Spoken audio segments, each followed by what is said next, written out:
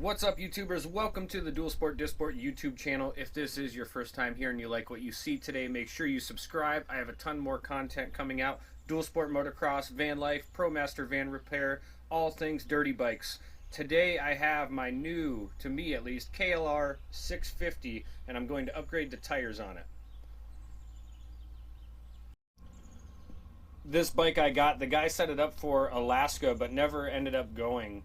I got a pretty good deal on it. It has everything set up. I'm going to do another setup video on this bike here shortly, but right now I need to change these tires out.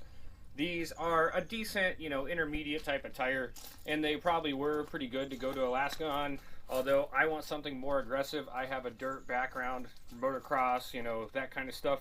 So I'm going with these Tusk Dualsport adventure tires, and I got a pretty good deal on them. I think they were like 50 bucks a piece or something. Don't quote me on that, but yeah, Tusk. And the reviews showed pretty good. Like, the one guy said he had 2,000 miles on them and they were 3/4 of the way left. So that's what I'm looking for. I want traction more than I want to save some money by buying a tire that's going to last longer. I plan on taking this thing off-road, up and down the power lines, dirt roads, maybe a little bit of four-wheeler trails, we'll see, or two-track trails or whatever. But yeah, time to get these tires on the bike.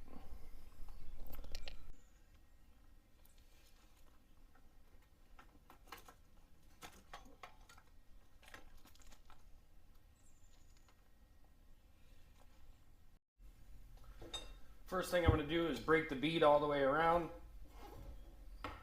These tires have been on there for a decent amount of time.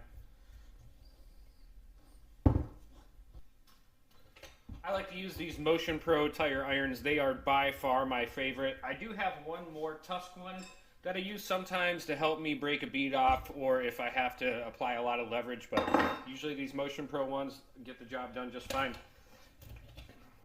Now, these rims are an oddball size. They're actually on the back of 17, which kind of sucks because it's not the most common tire size out there.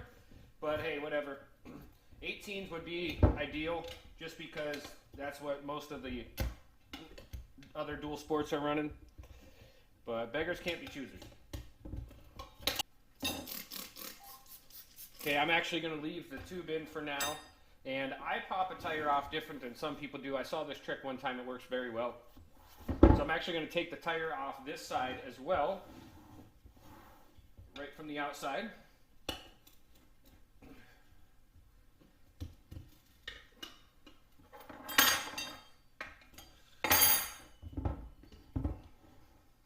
Okay, now that I'm here, the valve stem just came right out, and I'm going to go to the ground now. Okay, I have the tire off on both sides. Now I'm just going to pull it right out.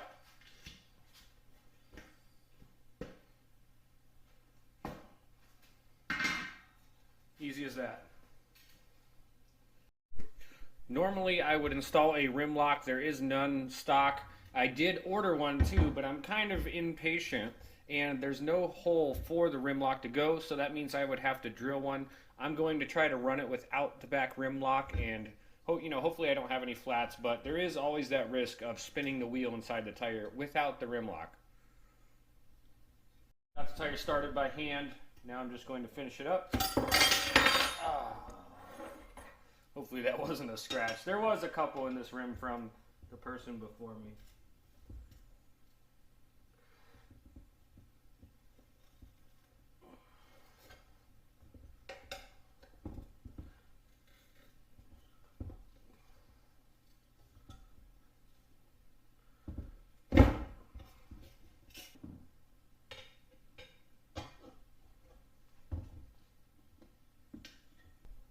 So what I like to do from here is put a little bit of air in the tire and unwrinkle that tube. From shoving it in there, it could get folded up. So I'm just going to fill it up once. I don't have the valve stem in it right now. I'm just kind of letting it relax a little bit. And that tube, maybe letting it straighten out a little.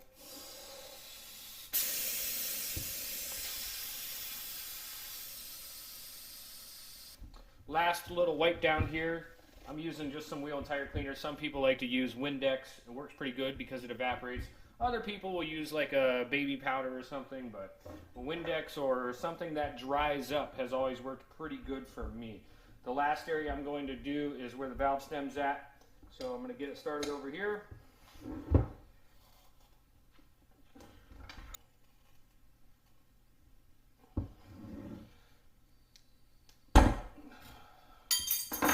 Okay, there she goes. Time to put the valve stem back in and fill it up. Back tire is all installed. This thing looks sweet. My only concern is how close it is to the muffler. This is the stock muffler, but I think I'm going to be in good shape. It's going to graze it maybe, but I might have 1/8 of an inch of clearance. If it does touch, I might try to bend the exhaust a little bit this way, you know, bend the brackets or whatever, but it might just clear just fine. Front tire's on the bench. First thing I'm going to do is break the bead on both sides. No problem. I have a feeling this one's going to be way easier than that front or the back tire.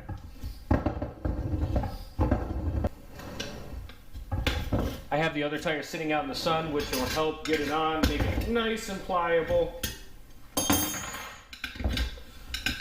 This one's just coming right off. I did the same thing. I have it both sides, the rim on the inside. I'm just going to pull this rim right out. This is by far my favorite method for getting the tire out.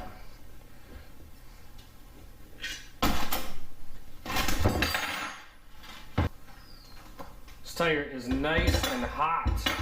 Should go on very, very easy.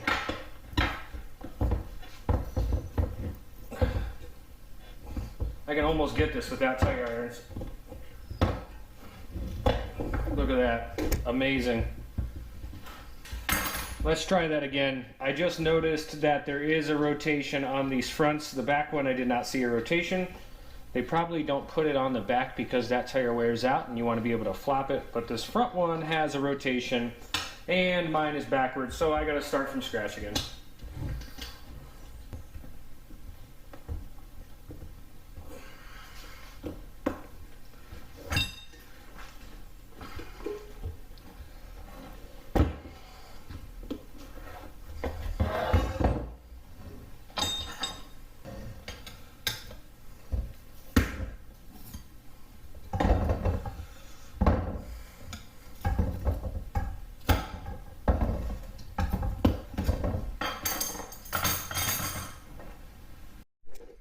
Alright, just got to get the tire back on and this thing's ready to go for a test drive. I cannot wait to see how this thing looks with some actual tires on there. I just really don't like road tires or even road motorcycles. I like motorcycles that you can do everything with.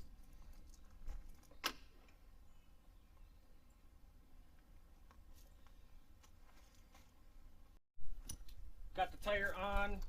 There is a procedure for tightening this wheel. I don't have the book way, but I know the way I do it, so I'm going to show that. And the first thing I'm going to do is pinch this side, and then I'm going to tighten up the axle nut. Once I get this thing snugged up, I'm going to tighten the pinch bolts on this side. Okay, once I have that side tight, I'm going to go back and loosen this side. Now, if you don't loosen these and you skip this step, what's going to happen is your forks are going to bind. So loosen those up. If you got the tire off the ground like me, I'm going to spin the front wheel and just hit the brakes. What that does is it gets the forks, it lets the forks relax where they want to be so they don't have any bindage.